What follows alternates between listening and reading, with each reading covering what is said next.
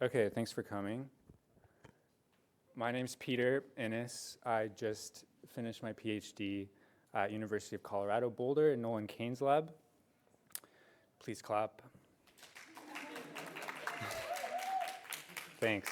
So, two big applied questions that population genetics can help us answer are: how do we best conserve species?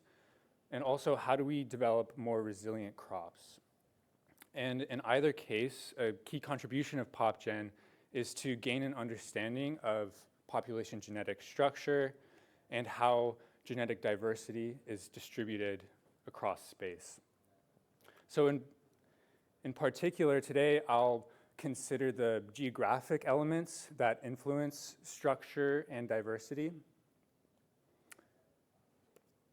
And I've been working on a species of perennial blue flax native to North America. It's called Lewis flax, Linum lewisii. And it's a good system in which to address this question because it has this really broad range across the continent from Alaska down to northern New Mexico. Also, it has this applied context. We are working on domesticating it as a new perennial oilseed crop. It's part of this growing movement in agriculture to produce new perennial grains and oilseeds, which could be more sustainable alternatives to their annual counterparts, mainly because you don't have to till and replant them every year.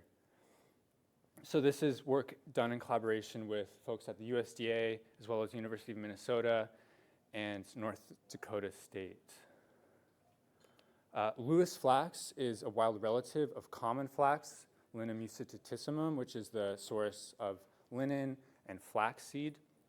Lewis flax and common flax have several similarities. They both have really healthy oil compositions of their seeds. But like common flax, Lewis flax is also self-compatible, and this is a really valuable agronomic trait because it makes it easy to develop pure breeding lines, but it also has ecological and evolutionary consequences. And in the flax genus, abbreviated here, this the loss of self-incompatibility, so the shift to self-compatibility has occurred multiple times, and it corresponds with this floral polymorphism called heterostyly, which basically involves two mating types or floral morphs called pin and thrum. And I'm not going to go into detail on heterostyly and its loss here, but suffice to say, Darwin studied heterostyly in flax, which makes it iconic. Yeah, so Lewis flax lost this heterostylous trait. It's homostylous, it's self-compatible. And that's relevant here because we think it facilitated its initial expansion into North America from Eurasia, where most of its self-incompatible closest relatives live.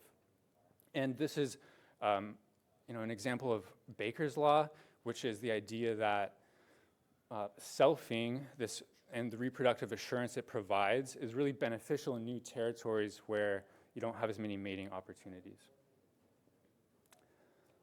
Okay, so the specific questions I will address are, again, what's the population structure of Lewis flax in North America?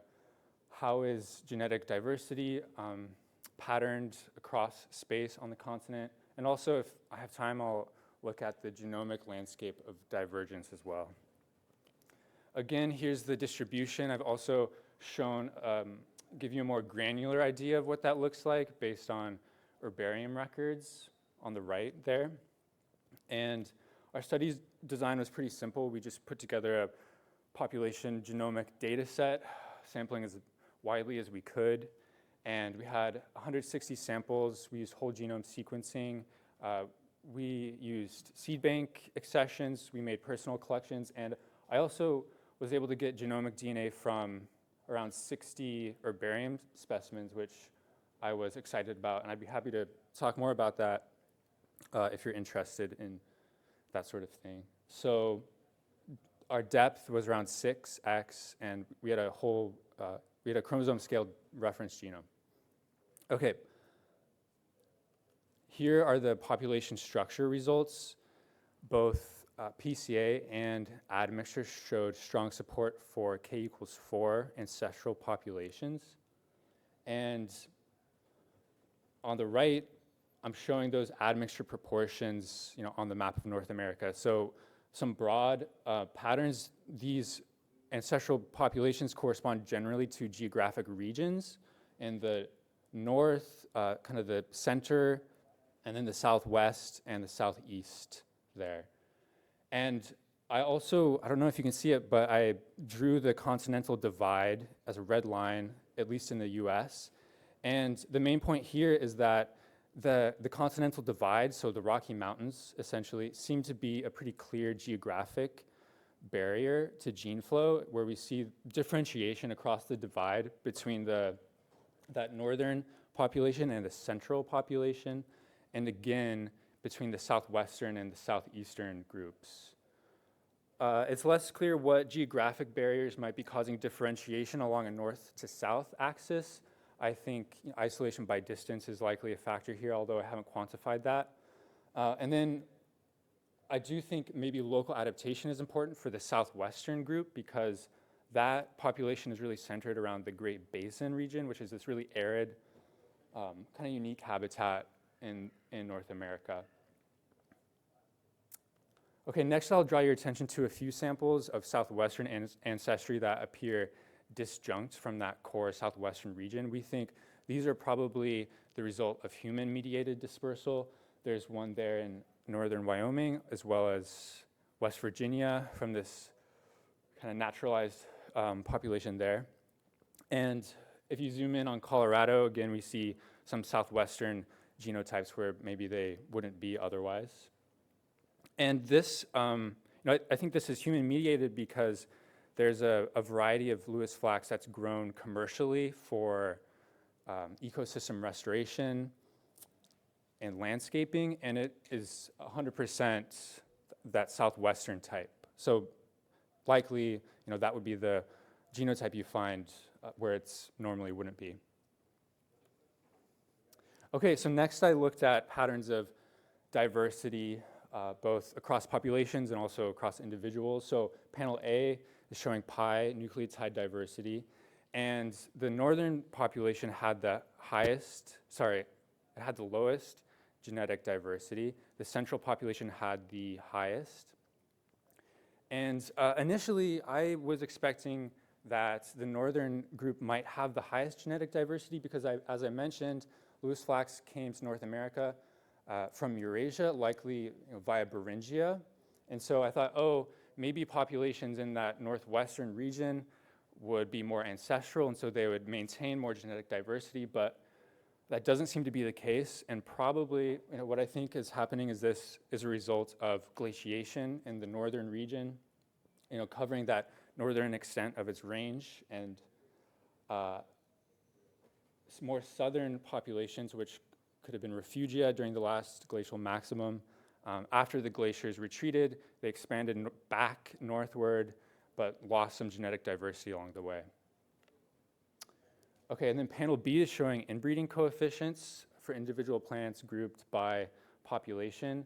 And the northern population tends to be more inbred alongside the southwestern population in blue there.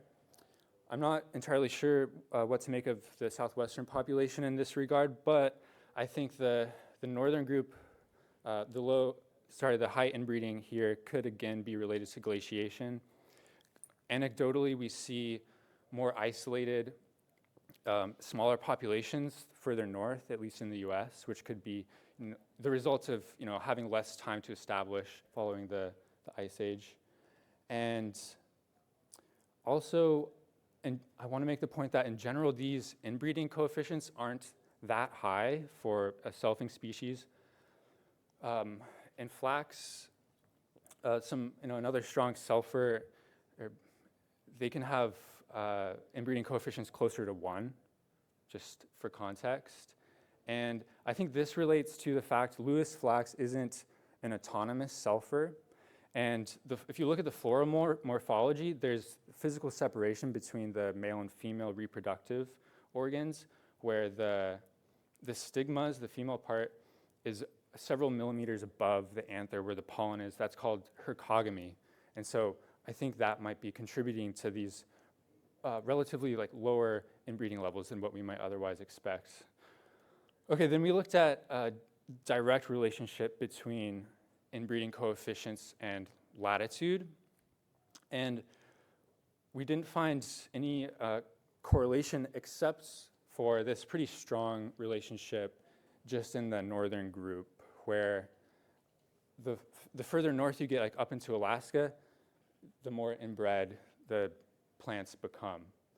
And so this is again consistent with an effect of glaciation perhaps. Also, I think it could be related to shorter flowering seasons, maybe more limited pollinator abundance, so fewer reproductive opportunities, fewer outcrossing opportunities at least. Okay. So lastly, these are results for the landscape of divergence across the genome. And a couple takeaways here. First, FST was generally high between these subpopulations. I mean, moderately, I guess, around 0.16 to 0.17. And so these are pretty distinct populations. And it turns out they don't really correspond to currently accepted taxonomy. So for all you flax taxonomists out there. Anyways, there's also this general trend of elevated divergence towards the middle of chromosomes, which I'm still kind of scratching my head about and want to dig more into, but I think it could be related to the effects of non-recombining regions towards the middle of chromosomes, maybe around the centromere. And then there was this peak on chromosome 8, really noticeable, and I'm looking into that now. It contains a couple of genes of interest involved in photosynthesis and floral abscission, plant architecture. So we have some potential candidate regions to look at in regards to local adaptation in that southwestern group. Okay, so in summary, there's 4 main populations of Lewis flax across North America. The continental divide seems to be a strong geographic barrier. And there's this northern trend in reduced genetic diversity as well as elevated inbreeding. And these results are going to inform our the domestication project moving forward. So thank you.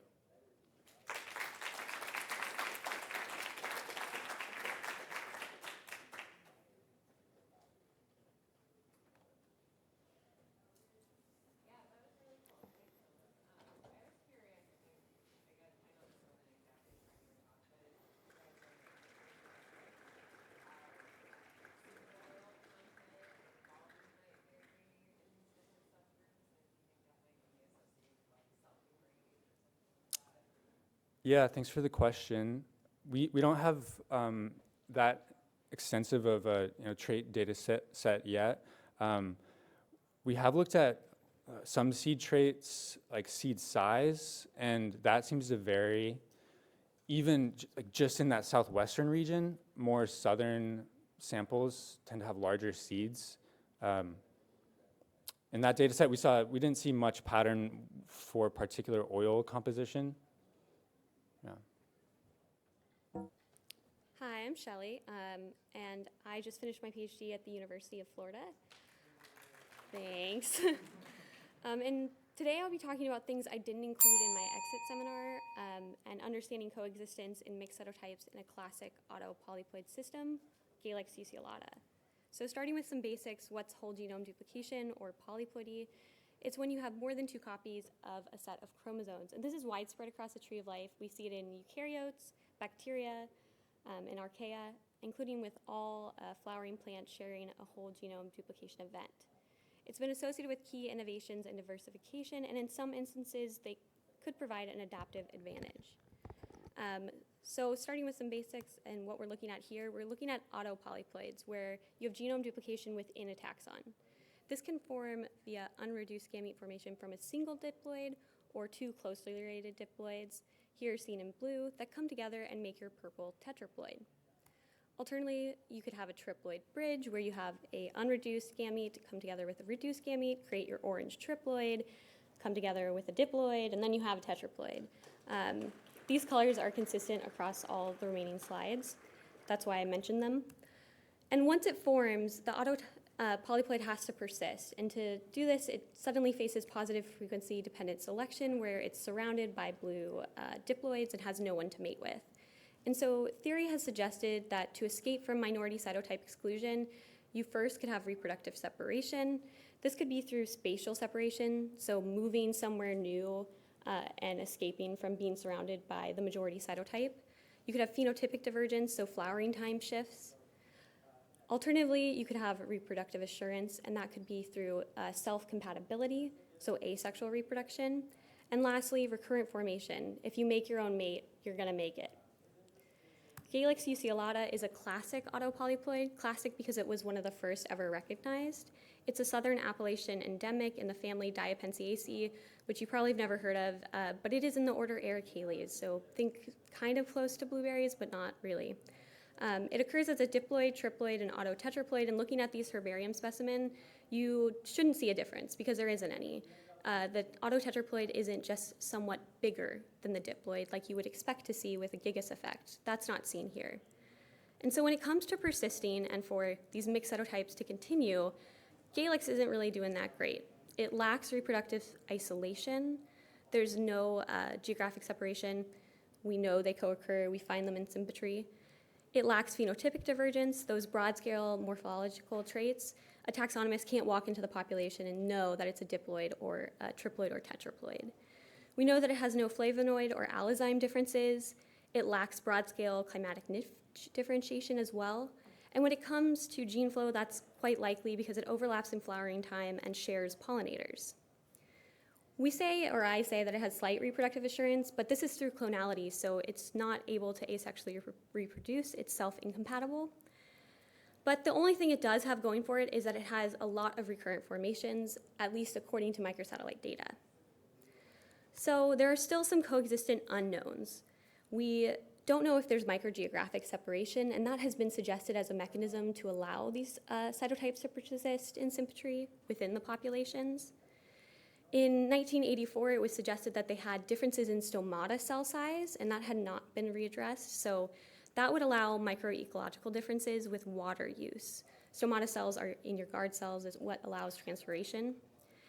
We were also interested in a community context. So in 2003, it was suggested that plants differed among each cytotype. What co-occurred with each cytotype was different, but that's not actually the case. And so we wanted to zoom in even more and see if maybe the soil bacteria and fungal community composition did differ.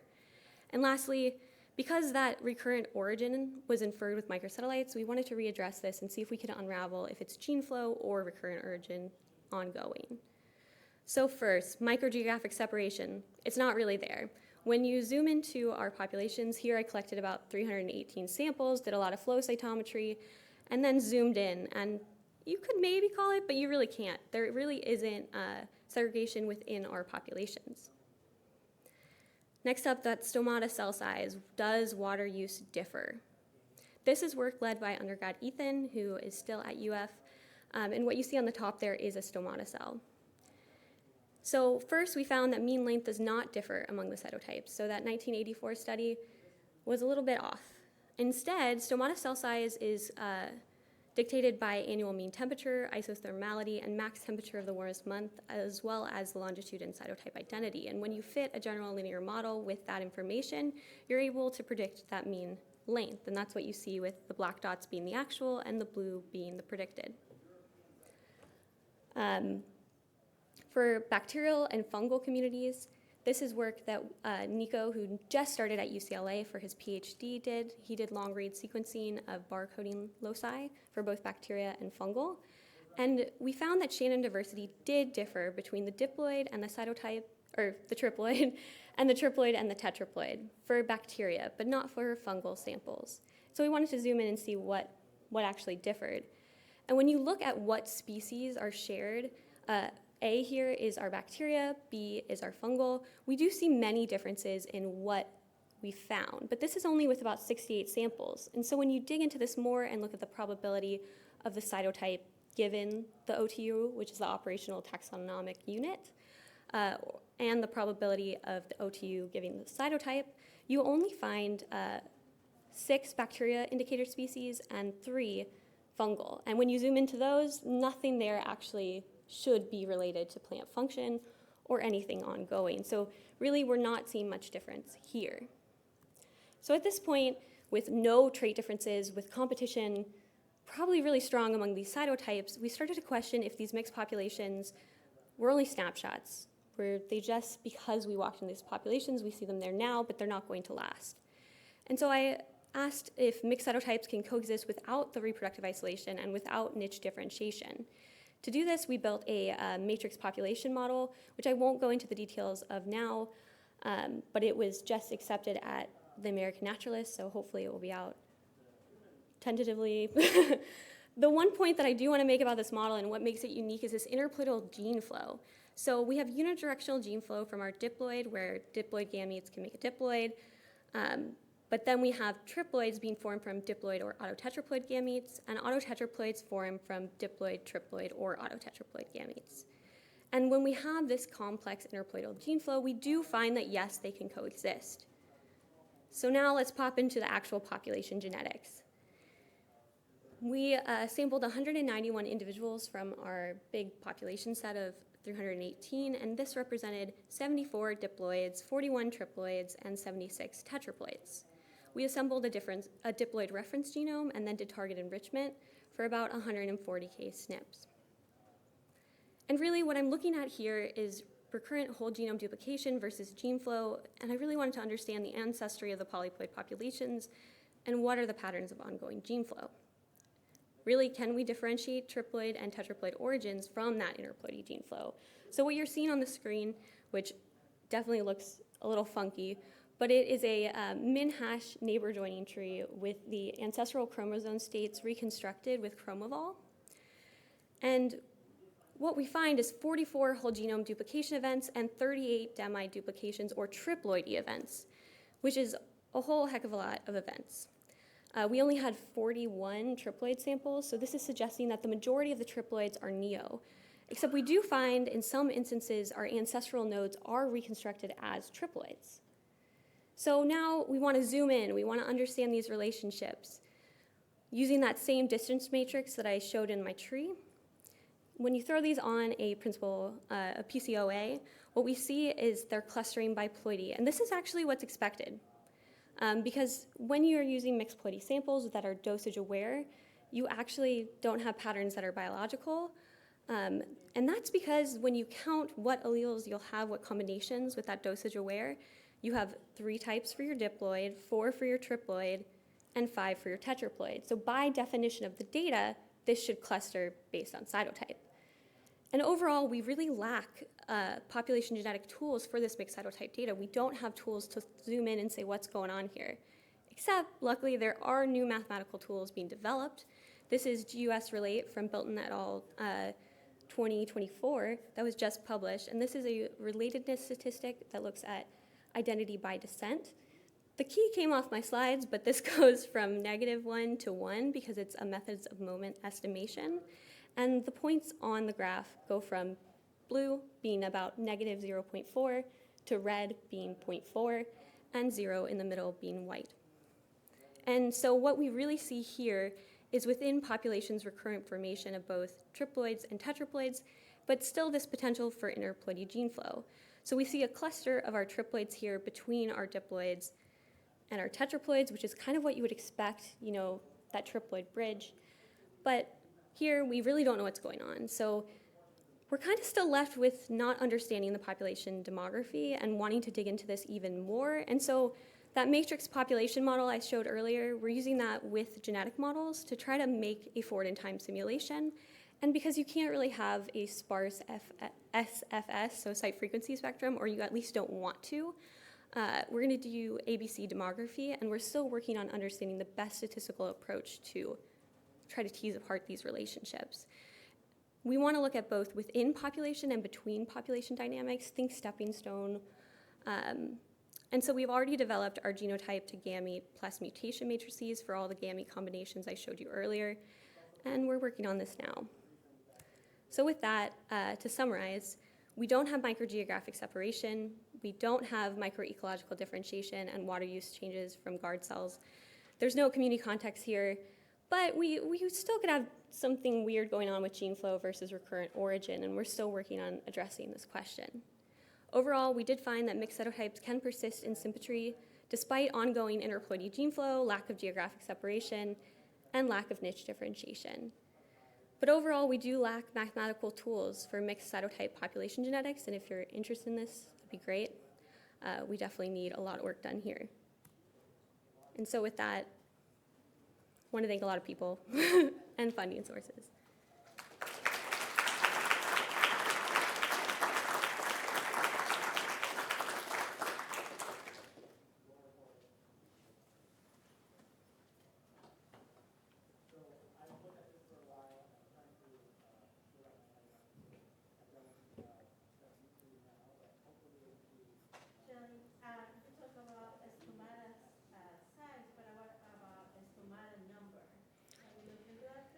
So because this is herbarium specimen and we're doing nail polish peels, we don't think that we can accurately estimate stomata density or number. So no, sadly no. It's totally a possibility. So there is a really great site in the Satula Mountains by the Highland Biological Research Station where we could go look at that. Cool. Yeah. Was there evidence for any changes over time, or is it mostly over space, like as far as like whole genome mutations and their frequency? So over time, no. I mean, we're really not able to date this, but, and over space, no. I mean, there is no pattern here to the, I think it's because it's an overestimation with lots of other things ongoing. I think you really have to zoom into the population level to try to understand, but that's a depth that we really don't have the best tools for. We do have changes in the number of cytotypes you find in the populations over time. So someone collected in 2009 and I recollected in 2021, and we do see changes. So this is definitely something ongoing. We definitely have formation of new cytotypes all the time in these populations. It's just understanding when and why and how long they persist. Yeah. Have you been able to estimate rates of double reduction in diploids versus how much interploidy Yeah. hybridization you might see? Double reduction, no, because we don't have chromosome scale assembly, so we wouldn't be able to account for the distance from the centromere. What was the other question? For just unreduced gamete formation. So, Versus how much hybridization. yeah. So there's someone who looked at unreduced gamete formation but found really low rates, so we're not sure. We should go back out and redo it again, so not yet, I'm going to say. Okay. Thanks. Well, good afternoon, everyone. So it's a bit confusing not to be able to see the screen, but should be okay. So unfortunately, I did not defended my PhD recently, but I'm going to present some work from my postdoc that I started about 1 year ago with Tanya Slode, and it will deal about mating system shift in linum species. So as I guess you already know, mating system is quite important in evolutionary biology, as it will influence genetic diversity, adaptation, individual fitness. And plants exhibit a huge diversity of mating system, and one of them has fascinated a lot of researchers, as Peter mentioned, as even Darwin was fascinated by it. It's distyly. So nice pictures in between. So distyly is a floral dimorphism which is meant under balancing selection, and populations are composed of two morphs. So the pin morph, where you have, so I don't remember, but I think it's the sigma on top of the anthers, and the thrum morph, where you have the reverse floral organ placement. And this mating system is thought to be advantageous for at least two reasons. Because of this reciprocal hercogamy, it ensures efficient pollen transfer between morphs, and additionally, you have an heteromorphic self-incompatibility system that prevents self-reproduction and reproduction within morph. So basically, this mating system ensures prevents inbreeding and guarantee disassociative mating. And even though distyly has evolved independently at least 28 times in angiosperms, it has been lost far more often. And so when distyly breaks down, you end up with monomorphic population and homostylous individuals. So I'm sorry, it's really confusing not to be able to see the screen. But these homostylous individuals can be short homostyle, so as linum triginum, where you have short anthers, short stigma, and long homostyle, whereas in Primula vulgaris you have high stigma, high anthers. And this breakdown of distyly can follow two different pathways, mainly. So if you have limited pollination and limited pollinators, you will end up with following the selfing monomorphism pathway, kind of. But if you do have still some pollination between within morph, you will end up with the outcrossing monomorphic pathway. And these two different pathways of breakdown of distyly will have two different evolutionary consequences and won't have the same influence on the fate of this population. And of course, if you're outcrossing monomorphism, you can self and still outcross, so you kind of have mixed mating population. And if you end up with selfing monomorphism, you will be mainly selfing. And so far, when studying the breakdown of distyly, what has been the focus is the selfing monomorphism thing. And if we focus a bit more on this one, then of course, you lose the selfing compatibility system, you have an increase in selfing rates, and this might be advantageous if you're lacking pollinators, as I said, because then you have a reproductive insurance, and you also have an automatic transmission advantages, because you will be able to mate with yourself, but potentially to some other mates around. But despite these advantages, the increase in selfing rates have very severe evolutionary consequences. So mainly, if you increase selfing rate, you decrease effective migration, and so populations become more and more isolated from one another, so you increase population structure. And in the meantime, you also increase homozygosity.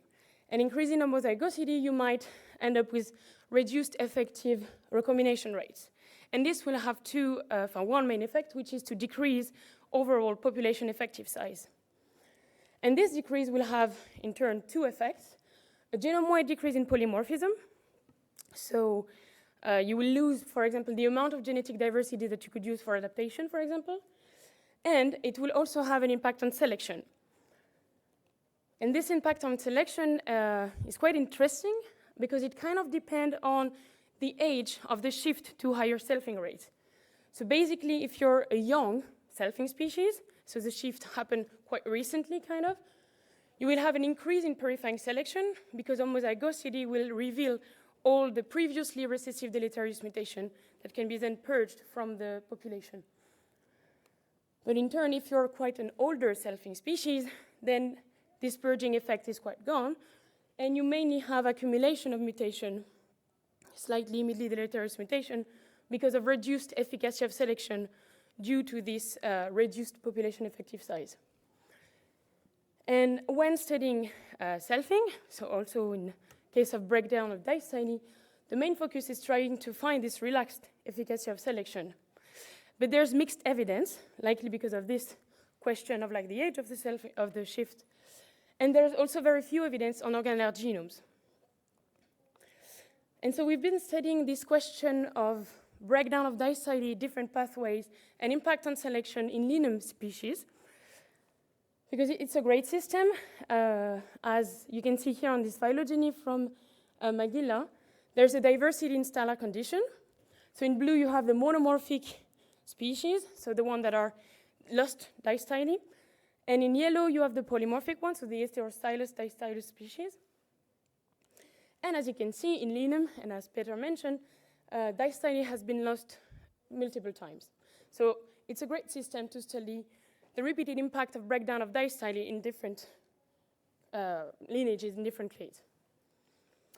And so assuming that the main pathway would be selfing monomorphism, based on previous studies, we wanted to first test for these selective pressures in some of the monomorphic species in linum.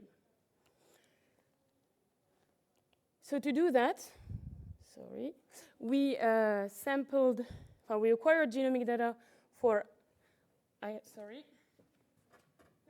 Dactylus species and 10 Homostylus species. And we estimated the NDS ratio. So basically, it's the ratio of non-synonymous over synonymous substitution. And it can be used as a proxy for selective pressure, like if it's close to 0, it suggests mainly purifying selection, above 1, positive selection, and kind of close to 1, but not really, like between 0.5 and 1, relaxed selective pressures. And so based on that, we had some expectations. So if we assume that breakdown of distyly leads to selfing in homostylous species, then you expect to have an accumulation of non-synonymous mutation because of this relaxed selection, and so higher DNDS in homostylous species. And so we estimated these DNDS ratios in 2 types of data, the chloroplast data, acquired through whole genome sequencing, and nuclear genomes acquired through target capture based on the 353 DNA prop set, which is supposed to capture single copy genes. So very briefly, what we did was to, of course, assemble, annotate the chloroplast genome, extract the gene, align the gene, and with these genes, we built a phylogeny. And for the nuclear genes, what we did was to use HipBeeper to retrieve the gene sequences and then align them.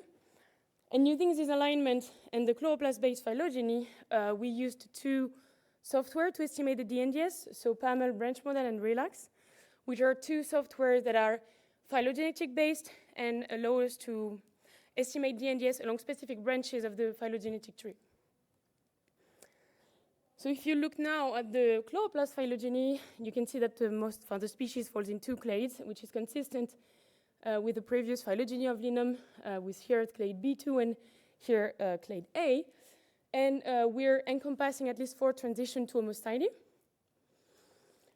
And if we now look at the selective pressures, so first for the chloroplast genes, so on the y-axis you have the DNDS value, on the x-axis the result for the clade A, the clade B2, and within each clade the distillus and the homostylus species. And so you can see that indeed the homostylus species have a slightly higher DNDS, but the difference are not significant and they're quite low. Like if you remember, I told you that it should be like closer to 1 or at least a bit above to 0.5. And relax results were not significant either. So based on this, we can't really say that we have a strong evidence for relaxed selection, at least in the chloroplast genes of these homostylus species. If we now look at the nuclear genes, so it's exactly the same figure but with the nuclear values, we do have high DNDS for the homostylus species in clade A, but the differences are not significant, and the DNDS is quite high. But for the clade B2, we have the opposite, with a low DNDS for the homostylus species, lower than for the distillus one. Again, relaxed results were not significant, and so we can't really say, again, that we have a clear pattern for overall relaxed selections in the homostylus species of Linum that we sampled. So if we go back to our expectation, did we find higher DNDS? It's not really the case, and that might be the result of 3 main factors.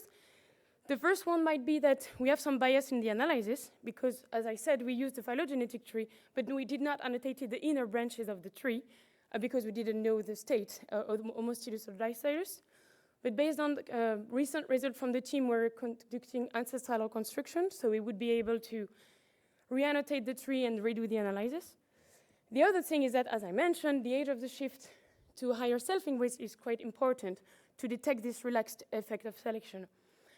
And so we're currently trying to time the shift to higher selfing rate in some homostylus species. And finally, we assume that selfing monomorphism was the main pathway when density breakdown, but it's very likely not the case. And so we realize a deeper analysis of 2 pairs of distillus homostylus species. So the first pair is Linum trigenum and tenuis, and this just have been published in MBE if you're interested. So the 2 arrows indicates where they are in the phylogeny with all the Linum. And very briefly, because there's a talk later about that, for Linum trigenum, so the homostylus species, we did identify some evidences for relaxed selection and a high selfing rate. So very likely for this species, at least, we do have some selfing monomorphism. And if you want to know more, these are the information for the talk by Juanita Gutierrez Valencia on Tuesday, if you want to know more about the molecular mechanism that led to the breakdown. And the other pair that we looked at is Linum leoni and perenne. And there are, as you can see here, the two green arrows on a different part of the phylogeny, so quite divergent from the first pair. And so Linum leoni is the homostylous species. It's quite close to Linum lewisi, if you saw Peter talk. We assembled the genomes for these two species, acquired some short-read sequencing data, called the variant and filtered the variant, and estimated the FIS. I think I have to speed up a bit. And so here you have the results. So on the y-axis, the FIS, on the x-axis, the different population, and in blue, it's Linum leoni. And you can see that the FIS is not that high, and the selfing rate estimated with the FIS is also not that high. Sorry, what happened? Okay. And then we estimated the pi and pi-s, which is the equivalent of the DNDS, but within species, and it's also very low. So we don't have strong evidences for selfing signatures, but these are preliminary results. We're still conducting more analysis to know a bit more on these specific pairs, but so far it doesn't look that there's strong selfing, but rather outcrossing monomorphism. So these results highlight that there's indeed these two pi waves present in the Linum genera in case of breakdown of distyly, and as I mentioned, different pathway, different evolutionary consequences, and that might explain partially why we don't have this relaxed selective pressure. And with that, if you have any question, I'll be happy to take them or to talk later. And thank you to the slot team, of course, collaborators, funding sources. And again, if you want to see the talk on the first pair, go on Tuesday. I don't remember the name of the room, but just go. And thank you for your attention, of course. Hi, everyone. I'm Alice Palmer, and I'm a PhD candidate at the University of Massachusetts, Boston. And today I'll be talking about landscape genetics in this really cool species, Stylocordia depressa, known as sea beans. If any of you were at my talk last summer at Evolution in Albuquerque, this is an update on that presentation, but with newer and better data, and more data. So why study sea beans? Sea beans are a species from salt marshes, which are this critically important ecosystem type. Salt marshes provide one of the highest number of ecosystem services of any landscape in the world. They're an important buffer between land ecosystems and the ocean, protecting the ocean from runoff on land and coastal areas from ocean flooding. They serve as a habitat for a huge number of species at different points in their life cycles and as a food source for even more species. And they're one of the most important carbon sinks per unit area of any type of ecosystem. Ecologists love studying salt marshes because you get really distinct stress gradients along really short geographical distances, like a few meters. And also, they don't have that many species. They're very consistent across broad latitudinal climes. So one of their ecosystem services is just great for scientists. However, population geneticists don't study them very much at all. And in particular, we don't know much about the population genetics of salt marsh plants. And this is a really unfortunate knowledge gap because plants are critically important to these ecosystems. Most salt marsh plants serve as some kind of ecosystem engineer, helping create the physical habitat that forms the marsh. And salt marshes are also one of our most threatened habitats. And the map on the right shows salt marshes in Boston, where I'm from. The green is marshes in, I think, 1893, and the red areas on the bottom show everything that was lost by 1950. Much more has been lost in the last 70 years. And all of this habitat loss and fragmentation is probably having a major impact on salt marsh species, but if we're not studying their population genetics, we can't really know what's happening. However, there have been a few studies. What we know in general is that we see differences based on elevation within the marsh, different genetics in plants that receive daily flooding versus monthly flooding. We see between marshes general patterns of isolation by distance, And then we see an effect with urbanization as a dispersal barrier where you get a greater differences between marshes than you would expect just based on isolation by distance. So I study population genetics in Salicornia depressa, which is a great marsh species to study for a couple reasons. It's really important to the marsh. As a pioneer species, it's often the first to colonize bare areas when new marshes form or when the marsh heals from stresses. It's an abundant annual species, which is very convenient for population genetics type work.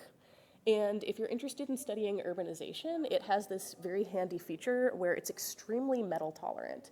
And you can see in the picture on the right, that's Salicornia growing in the foreground. And in the background, you have the former site of one of the Massachusetts Filthy 5 coal power plants about half a mile away over open water.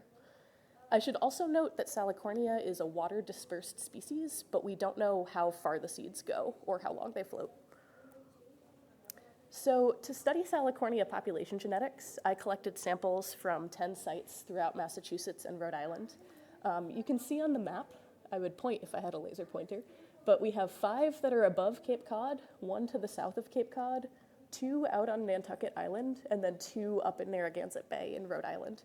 So there's a lot of potential for biogeographical barriers with this sampling design. I also tried to sample along an urban pristine gradient, and in particular to sample sites with a diversity of metal pollution in the soil because Salicornia is such a metal-tolerant species.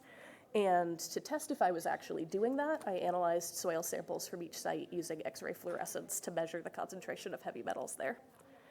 I then performed low-coverage whole genome sequencing on 10 plant samples from each site and aligned them to the Salicornia depressa reference genome that my coworker Cooper Kimball-Rines was talking about yesterday.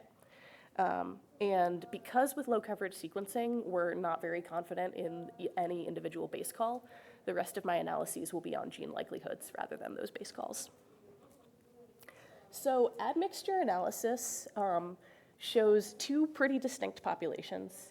And on this plot, I've grouped my sites from north to south geographically. And you can see this pretty stark dividing line between the yellow populations and the blue populations. And that happens to divide exactly between the populations north of Cape Cod and the populations south of Cape Cod. And when we look at these results with PCA, we see some clustering within individual sites, but also considerable overlap among sites, suggesting that we're seeing considerable gene flow among marshes and not really any kind of stark habitat fragmentation. We do still see that effect of Cape Cod, where it looks like most of the variation on PC1 is in the yellow sites, which are all north of Cape Cod, and most of the variation on PC2 is these blue sites that are south of Cape Cod. And the fact that Cape Cod seems to be having some kind of effect really shouldn't be surprising. It's a known biogeographical barrier. A lot in salt marshes is different to the north and south of the Cape. For one thing, it's a huge dispersal barrier. Species have to have very long float times to physically get around Cape Cod. For another, the water is much warmer south of the Cape, and as a result, the soil is less dense in the marsh. Biogeochemical cycling occurs at a faster rate. And so, as I said, we don't have a lot of population genetics information on salt marshes. I haven't seen previous data about within population differences to the north and south of Cape Cod, but we do know that there are differences in species composition. In particular, in fiddler crabs, which are an ecosystem engineer as well. They dig lots of holes that then mess stuff up for other people. And also in 2 Salicornia species, which, unlike mine, we only find to the south of Cape Cod. However, these ecological effects seem to be weakening with climate change and other anthropogenic factors. Fiddler crabs are now doing a major range expansion north of Cape Cod, and the climatic differences are weakening as the Gulf of Maine warms.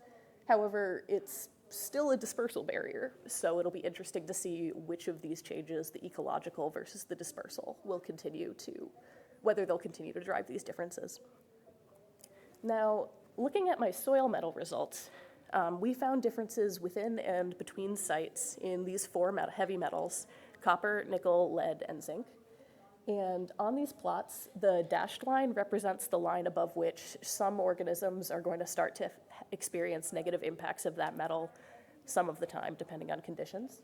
And above the black line, pretty much everything is going to start to see negative effects. And so this variation is not just noticeable, but it's also potentially biologically relevant variation in metal concentrations. And when we look at those concentrations with our genetic data, we see that nickel and zinc correlate with PC1. However, so this is the plot for just nickel. The plot for zinc looked pretty much identical. These differences seem to be driven mostly by SHC, which is our Boston site all the way to the right. So it's difficult to say how much of that is differences driven by nickel and zinc and how much is just that that one site has a really high nickel and zinc concentration. And then on the other hand, lead and copper both seem to correlate with PC2. And this is driven by, we have a high concentration in the site way at the bottom left, SG, which is near Providence, and as well as the Boston site is pretty high. However, I'm more confident in these because we have two high concentration sites which are similar on PC2 but very different on PC1. And then if you look up PC2, you also see like a gradient from high lead concentration to low lead concentration at the top.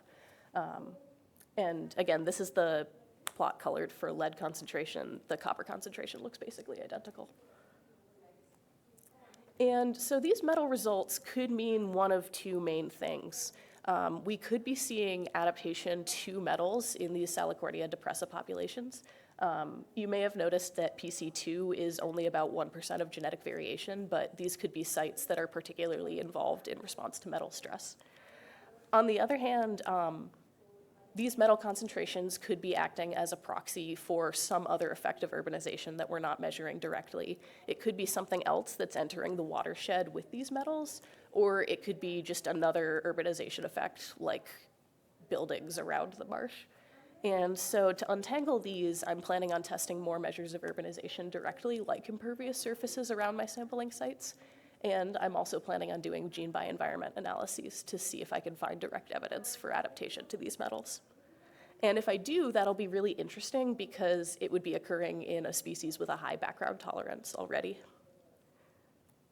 So, in conclusion, what I found was no evidence for habitat fragmentation, but I did see evidence that Salicornia population genetics is affected by both human-driven factors, like metal concentration in the marshes, and factors that humans realistically have nothing to do with, like the shape of Cape Cod. And if you want to hear more about Salicornia, I'll be back in the future with some other projects I have. I'm looking at whether its genetics correlate with its rhizosphere composition, and whether its genetics correlate with its ability to not just survive heavy metals, but actually accumulate them in its tissue. But if you want more of like an instant gratification Salicornia fix, Emily, a great undergrad in my lab, is going to be giving a poster on Salicornia gene expression under different nitrogen regimes tomorrow night, so you should all go. And with that, I'd like to thank everyone in my lab, especially 3 great undergrads who helped me with this project, Cameron Gray, Vanessa Rojas, and Philip Stefanovic. And I'd like to thank my funding sources and the huge number of people who helped me with permits and sampling. And I can take any questions.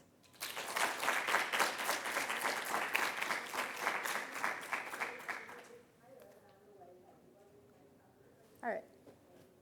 Can you talk a little bit more about your gene by environment sampling and how you're planning to kind of get at the question of how they're adapting to these heavy metals?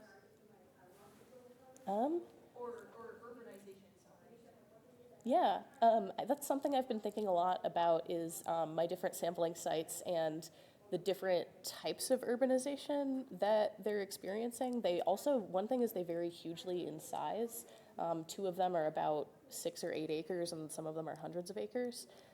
So I think the first thing that I'm thinking about right now is just all of the different environmental factors I want to take into account. Urbanization is such a nebulous concept to measure. So I was looking at metals first because it's a distinctive trait of the species that they're very tolerant. But there's a lot of different things there and a lot of different things affecting the watersheds. So.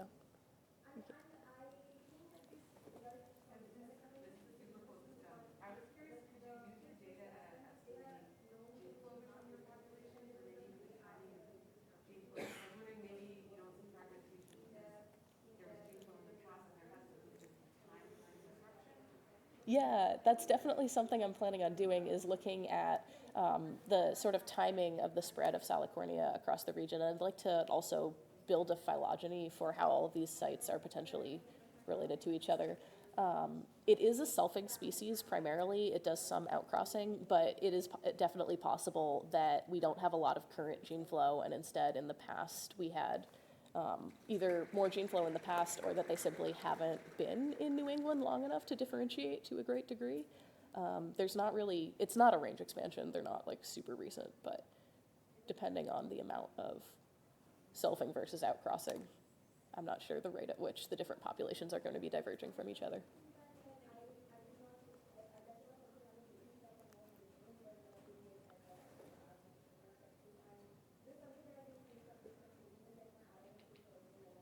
All right.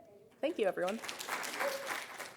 Hello, everyone. Thank you for being here. I am Jigisha, a PhD student at the University of Zurich in Switzerland. And keeping the agricultural theme going, I work on wheat powdery mildew, which is a pathogen of wheat. So a little about the species, because I realize it's not the most common system for population geneticists. Blumeria graminis forma specialis tritici is what it goes by. It's a haploid ascomycete. It is an obligate biotroph. It's a pathogen of wheat. It shows host specificity, which means it can only grow on wheat. It has an asexual part and a sexual part in its life cycle. So the whitish powder that you see is the asexual spore of the fungus, which can disperse by wind and infect other host plants. It also undergoes sexual reproduction, where two individuals from different mating types come together and form sexual spores that are housed inside those black dots that you see in the picture on the bottom right. These structures are called chasmothecia, and they help the organism tide over unfavorable conditions. And when the conditions are optimum, the sexual spores germinate and emerge from these structures and continue infecting other plants. And it's generally believed that this organism undergoes one sexual cycle per year. So maybe I didn't say that, but this disease causes significant crop losses in wheat all around the world. And so there's a lot of research that is dedicated towards finding methods to deal with this disease better. The most commonly used methods include using fungicides and using host varieties that are resistant to this disease. But it has been reported several times that this pathogen evolves rapidly, and it overcomes the resistance provided by these resistance methods. And now I know I don't need to convince this room about why we should study population genetics, but this is just a great example of where we could really use a perspective from population genetics. We could try and understand, where do these instances of resistance breakdowns emerge? How do they spread to different parts of the population? But you would be surprised with how little we actually know about the basic population biology of this pathogen. The first study that tried to look at the global diversity of this pathogen was published as recently as 2022, and they found evidence for distinct populations of this pathogen at a continental level. What we wanted to do was build on this and focus on Europe, so get a higher resolution of the disease in Europe, and also look at the disease dynamics in this region. So for this, we performed a population genetic sampling. So we sampled isolates of wheat powdery mildew from Europe in 2022 and 2023. So in black and pink, you see the locations that we sampled from. We were able to collect 255 isolates over 2 years. We whole genome sequenced them, and we combined this data with previously published whole genome sequences of this pathogen that were sampled in regions that are shown in yellow. And now with this data set, we wanted to address some basic population genetics questions. So the first thing that we looked at was population structure. So was there really just one European cluster, or is there more going on in Europe? And from our PCA and admixture, we find clear evidence for population subdivision in this pathogen in this region. So the admixture analysis suggests the presence of 5 major ancestries in this region that broadly correspond to geographic areas. So there's one sort of common ancestry in the north and several ancestries in the south of Europe and the neighboring region. We tried to resolve this even further using fine structure, which uses haplotype data and uses the linkage information in the data set instead of treating each SNP independently. And what it produces is a co-ancestry matrix. So the rows and columns are individuals, and the redder the color, the more ancestry the pairs of individuals shares. So this square that you see here of almost uniform shared ancestry is actually all samples from Northern Europe. And the rest of the matrix has samples from Southern Europe and the Middle East. And it's clear that there is more substructure here. So for example, if you look at this square and you zoom in, you find that samples from Italy are very different from the samples from Spain.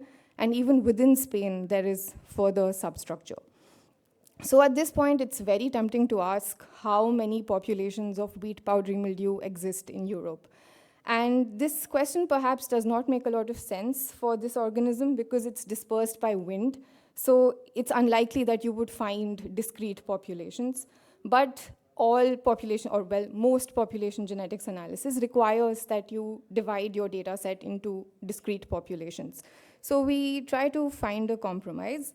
We use this dendrogram that fine structure produces based on the co-ancestry matrix, and we cut through this level of the dendrogram that divides our data into 5 populations that we call Middle East, Turkey, South Europe 1 and 2, and Northern Europe.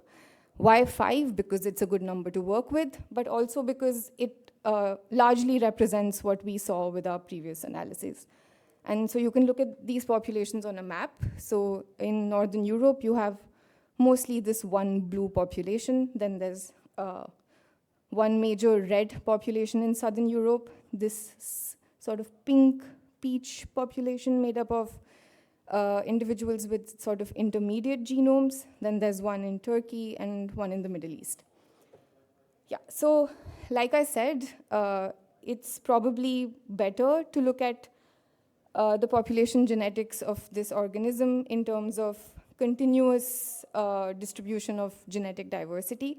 And so the easiest way to account for this spatial aspect is to look at isolation by distance. And we find that indeed our data is consistent with isolation by distance. But as you can see, there's also these 2 clusters, which means that there is still structure in the data that cannot be explained by isolation by distance alone. So we look at Northern Europe and Southern Europe separately, and we find that isolation by distance is much weaker in Northern Europe compared to Southern Europe. And this is also reflected in the effective migration surfaces we estimate using this method called FEMS. So very briefly, the idea is that it tries to infer effective migration based on how rapidly genetic similarity decays in a region. And so in the north, blue means higher than average effective migration, and brown means lower than average effective migration. And you can see that in Northern Europe, there's this almost uniform corridor of high effective migration. And in the south, it looks like there are barriers to migration. And this is not surprising, it makes sense because you have the Alps sort of separating the north and south of Europe. You have the Mediterranean Sea in Southern Europe. And so it makes some geographic sense. Now, like I said, this organism is dispersed by wind. So we expected that wind connectivity between locations would have a major role to play in the gradients of diversity that we see in this organism. So we tried to do some wind connectivity modeling using wind data from the last 10 years. We tried to estimate how well connected are locations through wind. So this is just an example with respect to this red point in Germany. And the lighter colors, so the warmer colors represent higher wind connectivity, and the blue colors mean low wind connectivity. So we see that there is high wind connectivity along this east-west axis, more than the north-south axis with respect to this point here in Germany. And this pattern is actually, you find it consistently with respect to many other locations in Northern Europe. And even here, there seems to be a direction from east to the west. And it's cool because you see this reflected in the genetic data as well. So in Northern Europe, you find basically no isolation by distance along the east-west axis, but you find evidence for isolation by distance along the north-south axis. So this suggests that wind is important in sort of shaping these gradients of diversity. So what we have so far is that now we know that wheat powdery mildew does not constitute one panmictic population in Europe. In the north, there is a large, well-connected population. In the south, there are smaller, several local populations. And we think that wind connectivity patterns may be shaping this population structure. We also did some scans for selection. We tried to look at some loci that we know are interesting from a phytopathology point of view. So if you would like to know more about that or any more details about the stuff that I've presented today, I'm also presenting a poster tomorrow, poster board M5. Come drop by if you would like to chat. And with that, I'm at the end. I would like to thank my supervisor, Fabrizio, and all of the colleagues at the Botanical Garden in Zurich, which is where I work, and this long list of people who helped us with sampling all these new isolates that over 2 years. Thank you.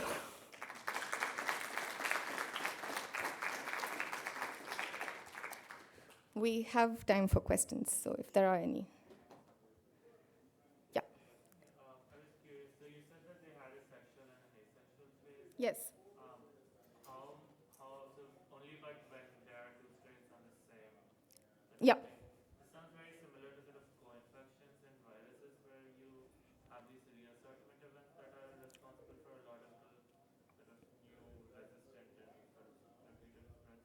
Is that similar here where like the resistance that are developed can be associated with certain recombination events where like two strains co-infected and got a more virulent strain?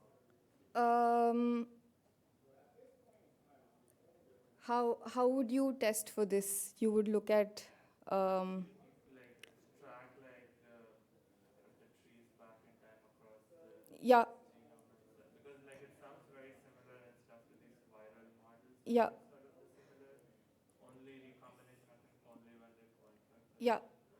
Well, so it actually depends. So we know, for example, for one resistance gene that was used in breeding, and it was overcome within a few years. We know this because we know that there was already standing genetic variation in the population for or against this resistance gene. So, I mean, it would really depend on what resistance gene is bred into the host, where it came from, what is the history there with the host, but yeah, I mean, this is something to look into, how recombination. Yeah, I mean, we can chat. This organism is also weird. Yeah. Yeah. Do you have a sense of how often it's like outcrossing versus like locally reproducing? Yes. So since this is an obligate biotroph, the asexual spores need the wheat plant to be present. So in between harvest and sowing season, there is this time where you would expect the most sexual spores to sort of survive and help the organism tide over to the next season. And we think that this is where sexual reproduction is happening. So that's why it's believed it happens around once a year. And then the rest of the reproduction is clonal. Yeah. This isn't really related, but do you have any ideas for like how this population genetics knowledge can be implemented to kind of prevent some of this resistance? Yeah. Yeah, I mean, please come to my poster tomorrow, but it's really cool because like I was just saying, there was this resistance gene that was introgressed from rye into wheat because it was believed that this gene had not, or well, the pathogen had not met this gene because it was from a different host, so it should have been like the perfect solution to resistance. But there was standing genetic variation in the population against this very resistance gene. And it wasn't a surprise that within a few years, this of wide-scale deployment of this resistance gene, it was just broken down. So had we sampled then and, or the idea is that you can really perform this sampling regularly and scan for variants that you suspect would be resistant and see how frequent they are in your population and help, I mean, let the molecular biologists know that this exists and yeah. Does that answer your question?